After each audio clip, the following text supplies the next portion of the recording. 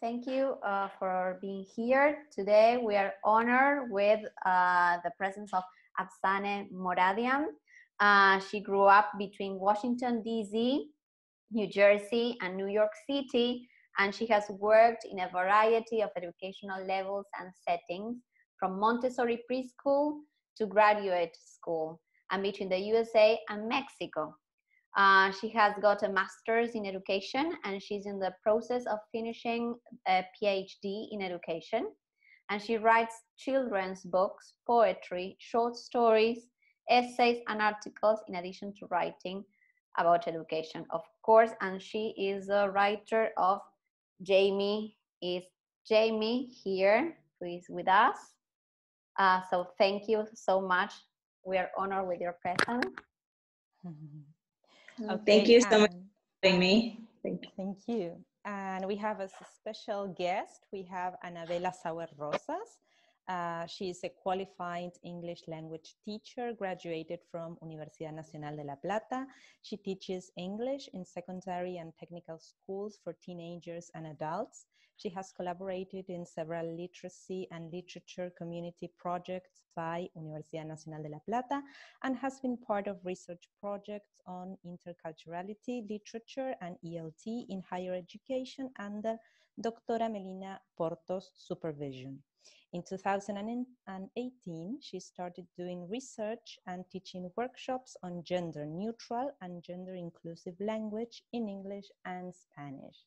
So thank you, Anabella, as well. Thank you for inviting me. No problem. So to start this conversation, Afsaneh, we thought of asking you when and how did you decide to start writing children's books, and how is your story with this activity that you have? Well, I think there's definitely reading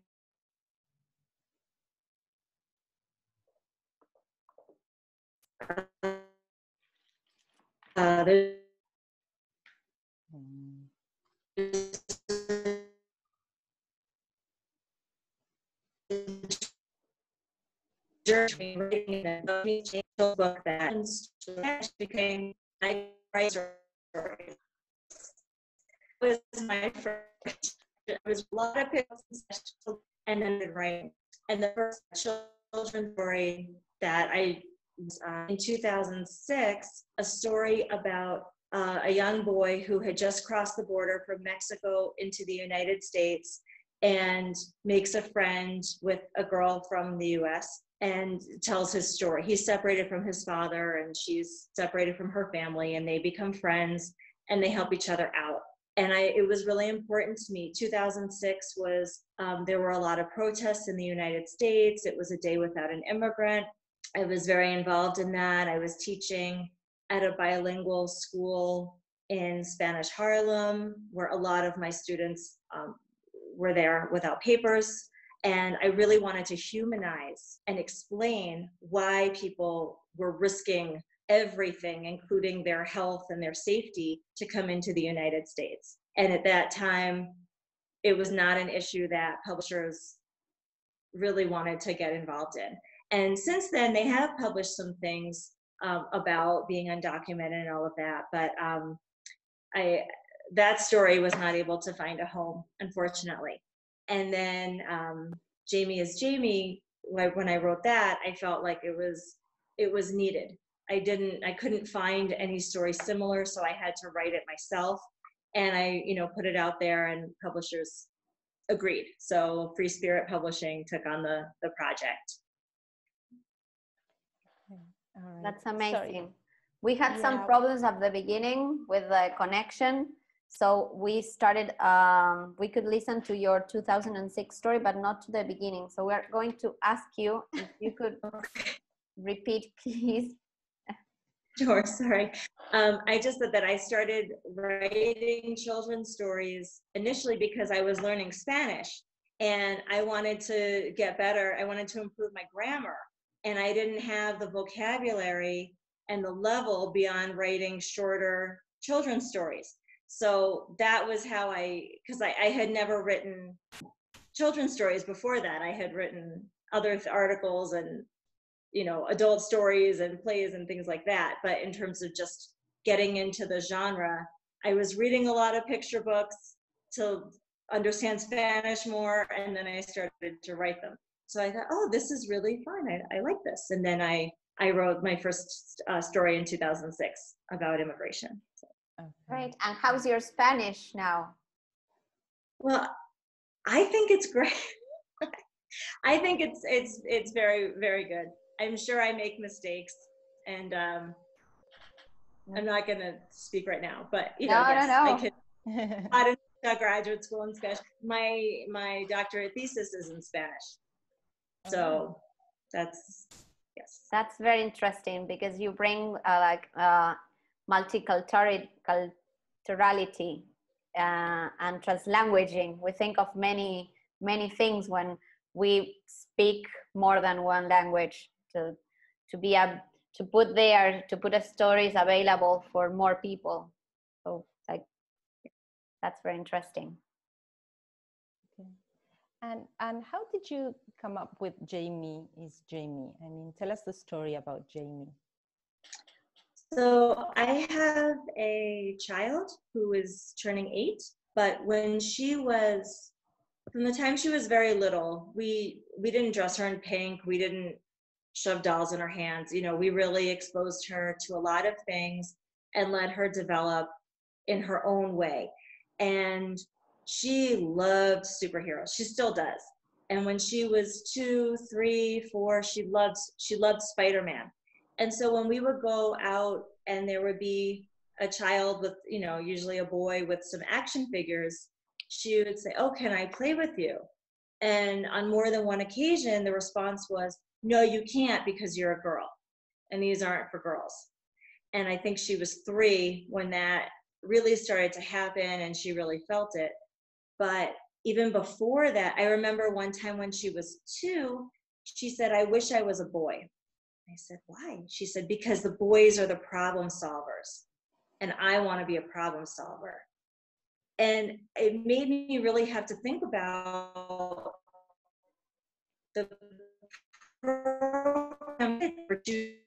programs. Afsaneh, tell us about Jamie is Jamie. How did you come up with that story? So the story was inspired by my own child. I have a daughter who's turning 8, and when she was 2, I started to notice things around gender because kids pick up on it so early. So I remember her telling me that she wished that she was a boy because boys are problem solvers.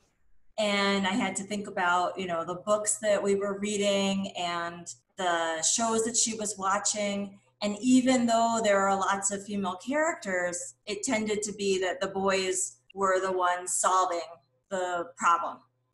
And she was not interested in, you know, pink and dolls and, you know, sort of girl toys as we think of that. We didn't force them on her, and she never was interested. She didn't want to wear skirts. She didn't want to wear dresses. She wanted to climb and run and fall without scraping her knee, and we encouraged that. So when she was 3, she loved superheroes, especially Spider-Man. And on a couple of occasions, she would go up to a child, usually a boy, somewhere, a restaurant or a playground, who had action figures and ask if she could play with them. And the answer was no, because you're a girl and these are not for girls, these are for boys. So, you know, we did what we could. I went out and I got every picture book with strong female characters and, you know, said to my family, we need books, right? Because we always go for books. And we got her own action figures, but there was still this idea of, you know, these toys are for boys and these toys are for girls. And we see it, you know, at the birthday parties that we went to, you know, school. She was in preschool already. So I really felt like there needed to be a book that was just kind of letting kids be who they are. And I grew up a long time ago where we had a record in the house called Free to Be You and Me, which was a collection of stories and songs against gender stereotypes. And that was my entrance into the world, was listening to this album. And I looked and looked and looked, and there really wasn't anything today for kids.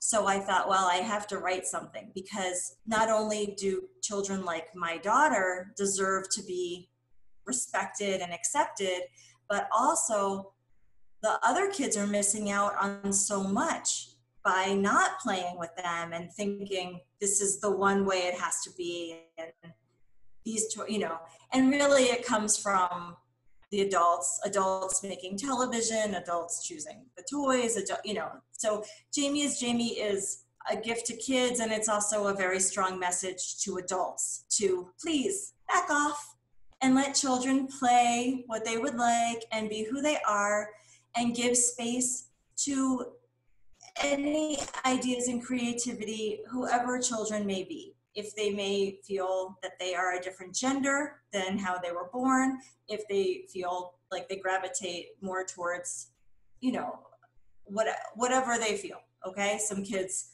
are, you know, already thinking that they are not interested in the opposite sex. Sometimes kids just want the freedom to play and be who they are. And that's really the spirit of Jamie is Jamie. Mm-hmm. We love that's it. Wonderful. Yes, it's super educational, because it teaches us that playing freely is fundamental to learning, and it is universal to kids. So we should let them play with what they want, or to role play as they wish. So yes, it's a great book. We really recommend it. And yes, as it happened to your daughter, generally also other adults bring these comments like, oh, why are you dressing like this, or why are you playing with an action figure, or this is not for you because you're a girl, you're a boy. So Jamie is a problem solver, because helps a lot. They help a lot in kindergarten, I think. They, not to use a correct gender pronoun, interacts with everyone, plays with everything, and so there aren't toys for girls or for boys. And we also thought how important it is for teachers not to gender stereotype our students. So we are very thankful for your book. Yeah, it is a message for both adults, as she said, and yes, children. Absolutely. So we think that adults have a lot to learn, and we all should read your book. Thank you. And the challenge, Jamie doesn't actually have a pronoun. The pronoun I'm to Jamie throughout the entire story on purpose. So that way children can identify, they can claim Jamie. Oh, Jamie's a girl like me, or Jamie's, but also because that way it really opens up a debate, because at the end of the book, everybody has their opinion. Oh, Jamie's a boy because, and as soon as they give the because, you can argue against it. Jamie's a boy because Jamie has short hair. Well, but don't you know any girls and women with short hair? Oh yeah, my mom has short hair. No, Jamie's a girl because Jamie plays with dolls. Well, can't boys play with dolls? Of course. So it actually opens up the necessary conversation, and kids will say, oh, maybe Jamie's transgender. Maybe Jamie is gender neutral. And it's, yes, maybe, yeah. There doesn't have to be an answer. And in that way, kids who are gender neutral can say, oh, Jamie's like me. Kids who are transgender, is it Jamie's like me? Girls like my daughter can say, oh, Jamie's like me.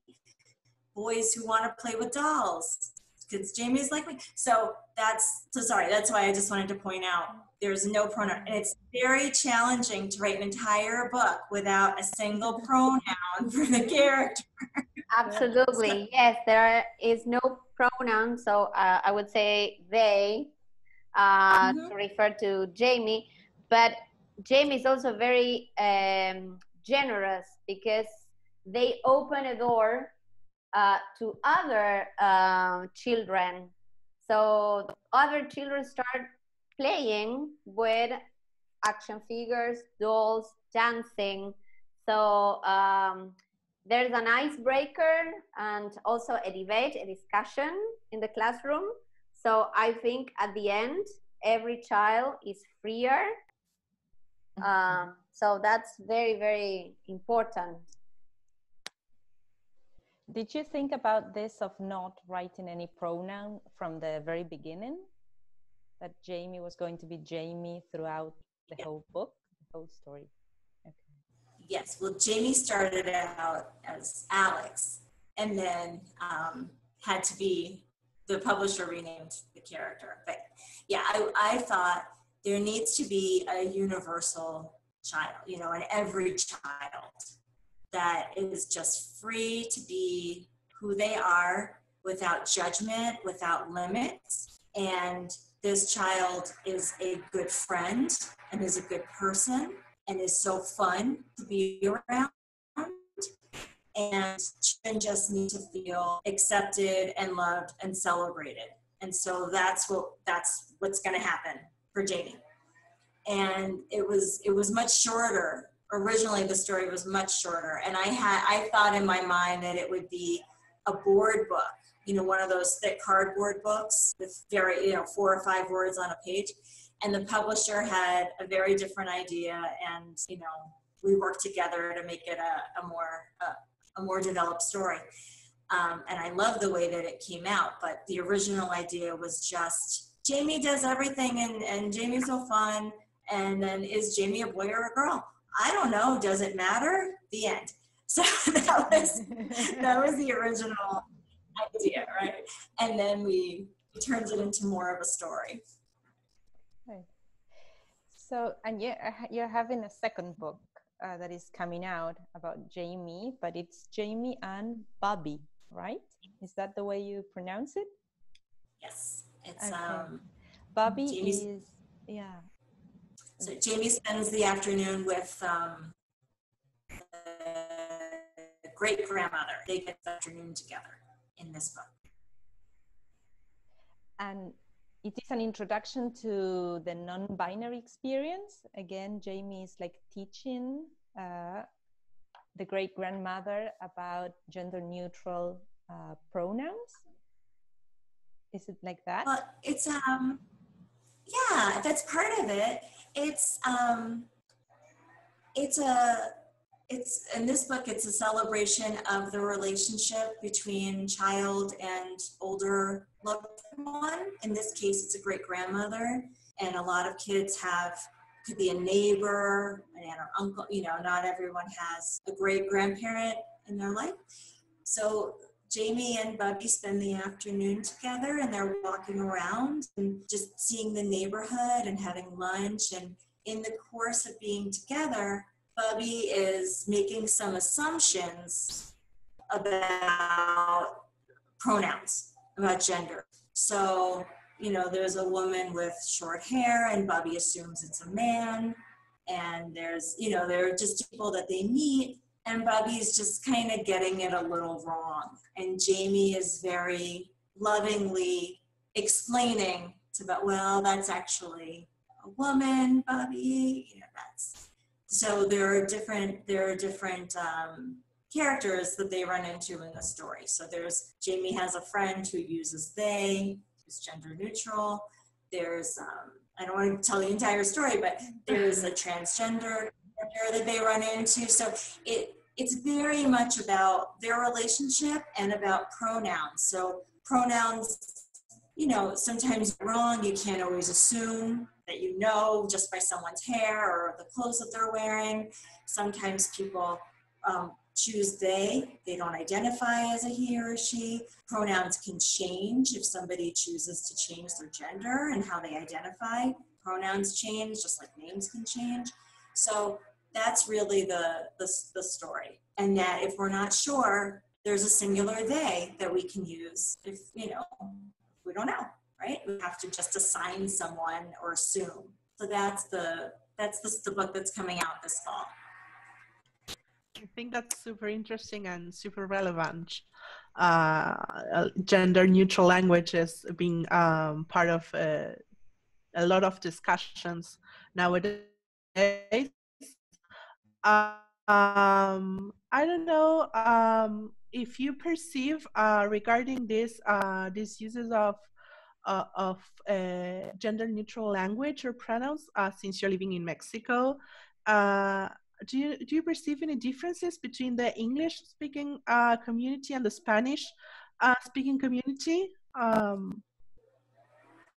Yes, sure. I think that a large part of that has to do with the difference in the two languages, because Spanish is a gendered language, which makes it incredibly challenging to get gender neutral. And I don't think that there's an agreement on how to do that. And I don't think it's been officially recognized yet either. So I think, we see people use X or the arroba, the @ sign, or les instead of las y los, but I don't think it's quite seeped into general conversation yet. I think that there's a lot of work to do, and I think that would greatly be helped if institutions would recognize gender neutral officially, right? And then it could be taught in school and could be used in publishing and things like that. And in English, it's a little bit different because the singular they is newly recognized in an official capacity, but it's really always been used in English. If we're not sure, we say they. I mean, it's something that's been informally used for centuries. So it's not the greatest leap to then make it official. I do think that there are a lot of people who this is very new for, and meeting gender neutral people who go by they and using they as a pronoun in conversation, I think is new, and I don't think people reject it. I just think people have to get used to it and understand the necessity of it, and that there's just a whole new way of looking at gender and identity in the world today, and everyone who's been doing it one way, we have, everyone has to adjust and make room and make space for how people want to be recognized and talked about. Right? So it's hard. I think it's a huge challenge in Spanish. I think, Yes, it is. Right? I have a question for you as a writer, and you said that as a parent, you were looking for books that could represent the experience of your child with certain likes or ways of being. Do you find that although the they is a used pronoun, is there a representation of non-binary or transgender characters in books? There are more so now, and I am really sorry that I cannot just tell you a bunch of titles. I wish that I could. It's okay. It's okay. I'm not good at remembering names. But for example, the show Queer Eye on Netflix. I don't know if you've seen it. Jonathan Van Ness, who's one of the 5 guys, he's the one that does the hair. He recently he wrote a book about a non-binary character that I don't want to get it wrong. I'm really sorry. I think it's a hedgehog. I think it's an animal. It's not a human. I know that. And the animal is non-binary. And there's a book, Neither, which is very general. It's sort of a play on words. You could be and or, but you're neither. So it doesn't have. It's not a narrative. It's just sort of a play on words with some really lovely illustrations to help everyone feel included and accepted. So I don't I don't know of every single book that's published. So to say that there's no, child who's gender, I don't think that's true. I imagine that there are some. I just, I don't have that on the tip of my tongue. That's okay, thanks. Thank you. Yes, I think that in the past, I don't know, if 3 years or so, we started finding more representation in books, stories. But well, we are still looking and trying to bring them to our classrooms and here, especially to Argentina. So our students can see themselves represented in the stories that we bring to our lessons, because we think that representation, it's pivotal when they are growing, to see themselves reflected, to see, oh, I can do that, that's me. So thank you for Jamie, and we are waiting for Jamie and Bubbie. So it was very, very interesting because it was the first book we found that Jamie could do anything from dressing up, dancing, cooking, feeding a baby, or playing with action figures. And it's very, very important for us. It's like, it's a key to stop stereotyping, gender stereotyping our students with our comments, well, or saying what they should do or they shouldn't do, how they should act or sit or dress. So we think we are on our way to have freer childhoods. Thank you. That'd be wonderful. Yes, I hope. I think every child would love that, right? To feel free and accepted for who they are. I think every adult would love that too. So great. Yes, of course. I have my penny ward here, so of course every adult and every child could do what they like, and we should praise them and encourage them to do so. So thank you so much for your time and for sharing Jamie with us.